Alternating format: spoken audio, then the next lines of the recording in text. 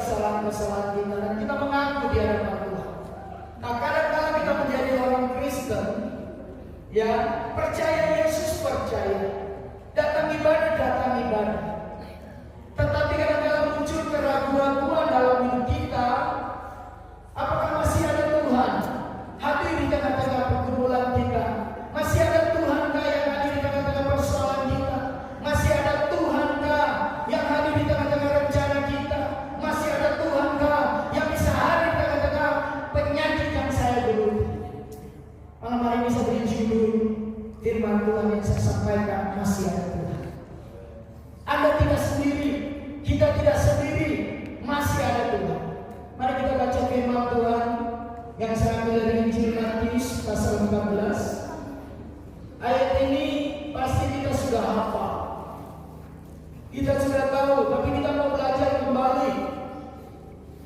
Matius 14 ayat 22 sampai 33. Kita baca sama-sama ya. Injil Matius 14 ayat 22 sampai selesai. Yesus berjalan di atas air. Sudah dapat semua? Oke, kita baca sama-sama. 1, 2, 3. Sesudah itu Yesus segera memerintahkan murid-muridnya naik ke perahu dan mendahulunya ke seberang. Sementara itu yang menyuruh orang banyak pulang. Dan setelah orang banyak itu disuruhnya pulang, Yesus naik ke atas bukit untuk berdoa seorang diri.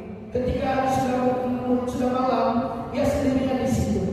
Perahu murid-muridnya sudah beberapa mil jauhnya dari pantai, dan diombang-ambingkan gelombang karena angin sangkar. Kira-kira jam 3 malam, datanglah Yesus kepada mereka, berjalan di atas air. Ketika murid-muridnya melihat dia berjalan di atas air, mereka terkejut dan berseru, "Itu hantu!" Lalu berteriak karena takut. Tetapi segera Yesus berkata kepada mereka, "Tenanglah, aku ini, jangan takut." Lalu Petrus berseru dan menjawab dia, "Tuhan, apabila Engkau itu, suruhlah aku datang kepadamu berjalan di atas air." Kata Yesus, "Datanglah." Maka Petrus turun dari perahu dan berjalan di atas air mendapatkan Yesus. Tetapi ketika dirasanya tiupan angin, takutlah ia dan mulai tenggelam, lalu berteriak, "Tuhan, tolonglah aku." Segera Yesus mengulurkan tangannya memegang dia dan berkata, "Hai orang yang tidak percaya, mengapa engkau bimbang?" Lalu mereka naik ke perahu dan angin pun redalah, dan orang-orang yang ada di perahu menyembah dia. Katanya, "Sesungguhnya engkau anak Allah." Puji Tuhan. Bapak Ibu Saudara yang dikasihi dan diberkati oleh Tuhan, kalau kita melihat saudara kisah ini di mana Yesus berjalan di atas air, dan di dalam ayat yang awal dikatakan begini, Yesus menyuruh orang lain, orang banyak pulang. Yesus menyuruh murid-muridnya menyeberang, mendahului perjalanannya.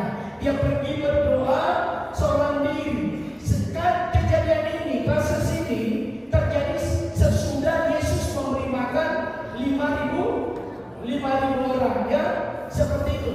Jadi Yesus berdoa untuk apa, saudara? Lalu berbicara apa?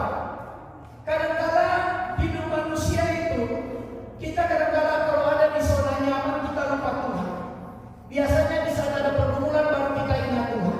Maka Tuhan berdoa seorang diri, dia mungkin bertanya kepada Bapa, ujian apa yang harus saya sampaikan harus saya berikan kepada mereka? Karena mereka sudah menerima firman dalam khotbah KKR-nya Tuhan Yesus yang memberi makan 5.000 orang. Adalah ujian. Kita menjadi orang percaya. Anda dengan firman ini adalah Anda mendengar materi, ya, mendengar materi, teori. Tetapi setelah Anda keluar dari pintu gereja ini, Anda akan diperhadapkan dengan praktek kehidupan. Amin. Perahu berbicara dalam perahu kehidupan Anda dan saya. Maka Yesus berdoa, ujian apa yang harus diberikan? Kenapa? Tuhan mau Anda dan saya betul-betul memiliki iman yang murni, memiliki iman yang kuat, iman yang kokoh. Maka Yesus suruh murid-muridnya menyeberang mendahului dia, dan Tuhan berdoa, dia memberikan ujian iman kepada murid-muridnya. Setelah murid-muridnya sudah beberapa mil jauhnya, Yesus berjalan di atas air. Konsep daripada pemikiran daripada murid-murid Yesus yang punya pengalaman di laut, di danau, dalam menangkap ikan, mereka tidak pernah berpikir bahwa manusia bisa berjalan di atas air, Tuhan bisa berjalan di atas air kecuali hantu. Makanya saudara, waktu Yesus berjalan di atas air, mereka bilang itu apa? Hantu. Ini keterlaluan. Coba Bapak Gembala tiap hari berdoa, menyampaikan firman, bahkan menyapa Anda. Pasti waktu Anda di rumah malam, Pak Gembala ketuk pintu, Anda pasti dengar suaranya dan Anda kenal. Betul kan tidak? Kenal kan tidak? Kalau Pak Gembala ketuk pintu panggil nama Anda, Anda pasti tahu Gembala. Tapi kalaupun terjadi seperti murid-murid Yesus, Pak Gembala ketuk pintu baru engkau buka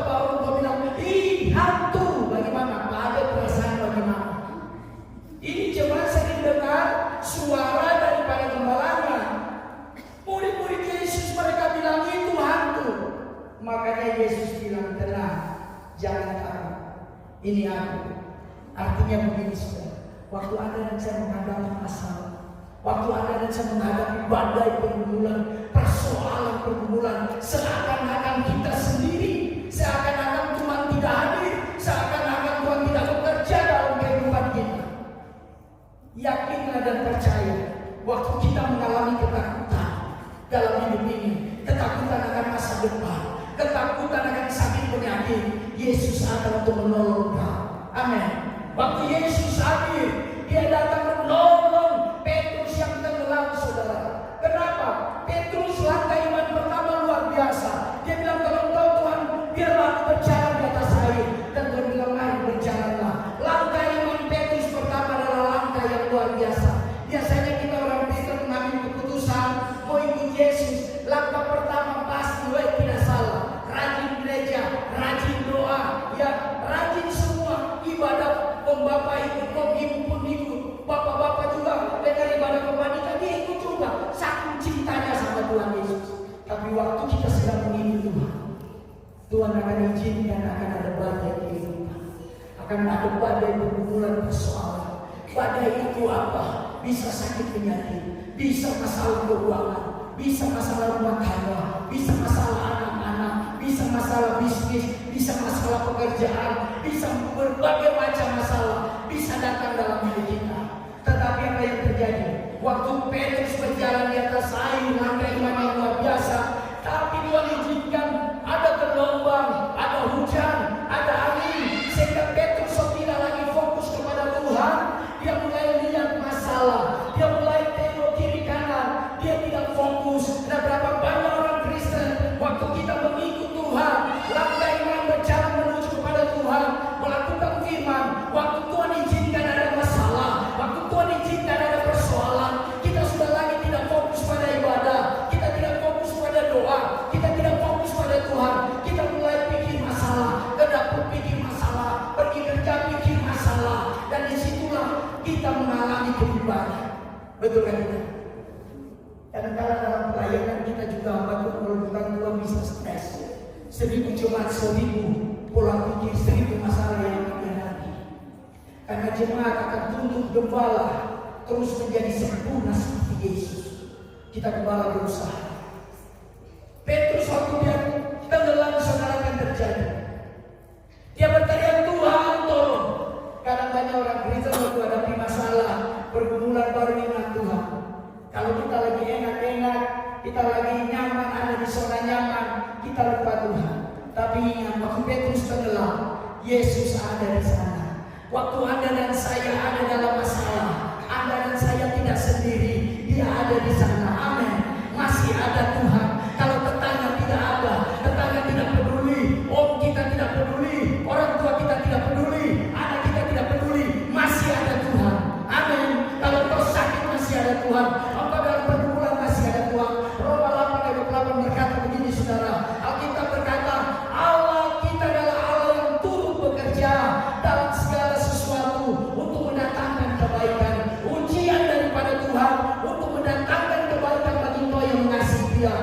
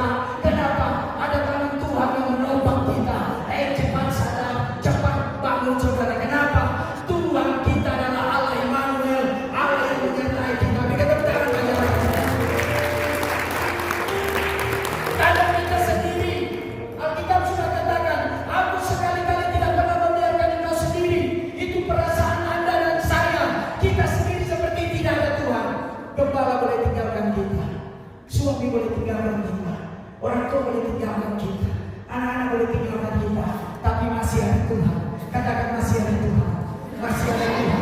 Dalam studimu, dalam pergumulanmu, engkau merasa mungkin engkau tidak punya masa depan, engkau merasa bahwa studimu akan berhenti di situ. Saya mau beritahu, engkau lihat ke atas, masih ada yang lebih hebat, masih ada yang lebih tinggi, masih ada yang lebih berkuasa, masih ada Tuhan yang bisa menyembuhkan kita, masih ada Tuhan yang bisa memulihkan kita.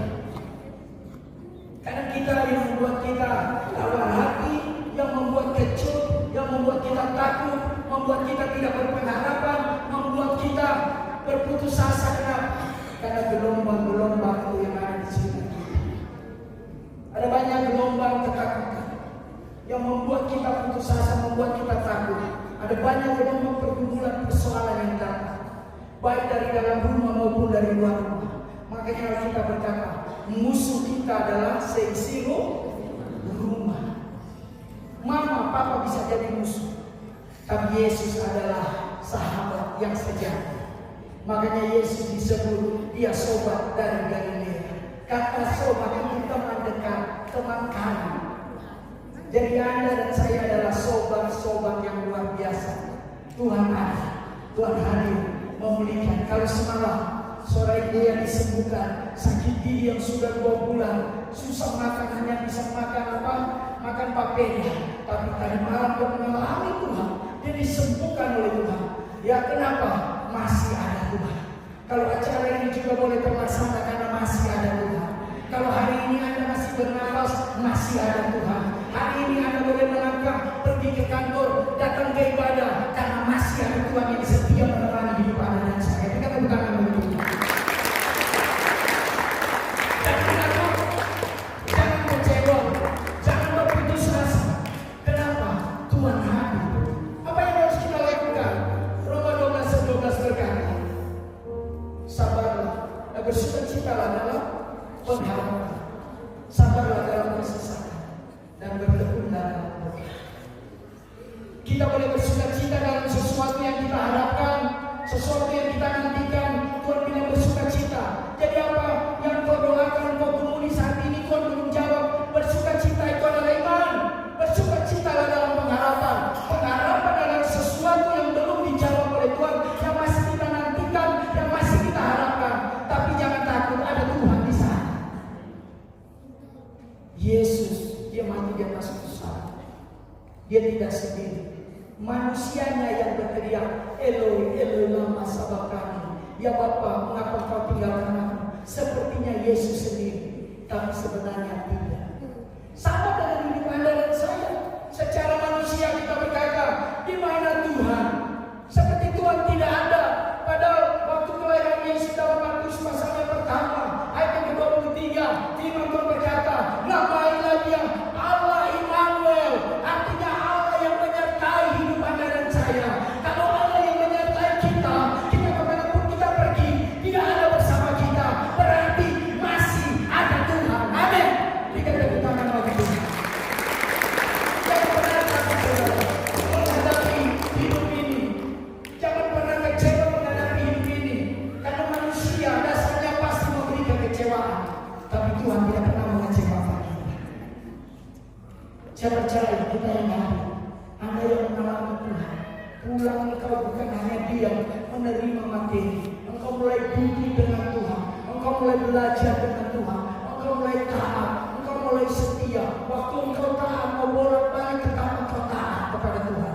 Walaupun ada masalah, walaupun ada tekanan, engkau katakan, Tuhan, saya percaya. Seperti Roma 8:28 berkata, Allah kita adalah Allah yang turut bekerja. Artinya Allah kita Allah yang tidak diam, dia bekerja. Makanya Mazmur 121 bisa dikatakan, penjaga kita adalah penjaga Israel. Tuhan yang menjaga kita, Tuhan yang melindungi, Tuhan yang menaungi kita. Dia tidak pernah terlelap dan tidak pernah tertidur. Penjaga Israel, Tuhan yang setia.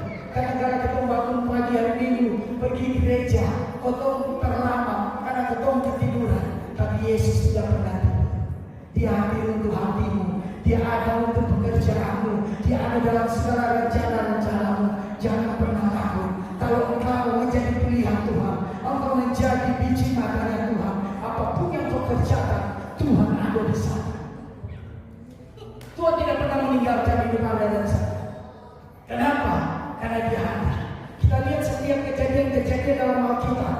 Setiap mereka yang mengalami mujizat, seorang wanita yang dituduh pelacur, ya Tuhan hanya bilang, Tuhan ada di sana. Dia bilang, pulanglah. Dia bilang kepada orang banyak, kalau kau tidak merasa tidak berdosa, lempar dia, rajam dia dengan batu. Tapi tidak ada seorang yang bisa menghakimi perempuan ini. Kenapa? Karena ada kehadiran Tuhan, ada pengampunan. Amin. Sebesar apapun dosa kita, sehitam apapun dosa hidup Anda dan saya, waktu Yesus hadir, itu akan menjadi putih seperti salju. Berikan tepuk tangan bagi Tuhan. Seberapa apapun, karena kita mengirim Tuhan, terlalu banyak masalah, terlalu banyak tekanan. Bukan berarti kami tim sudah sempurna. Kami akan ada banyak tekanan, tetapi kami tetap yakin dan percaya masih ada Tuhan, masih ada Tuhan. Sekarang kita semua makin berdiri. Haleluya.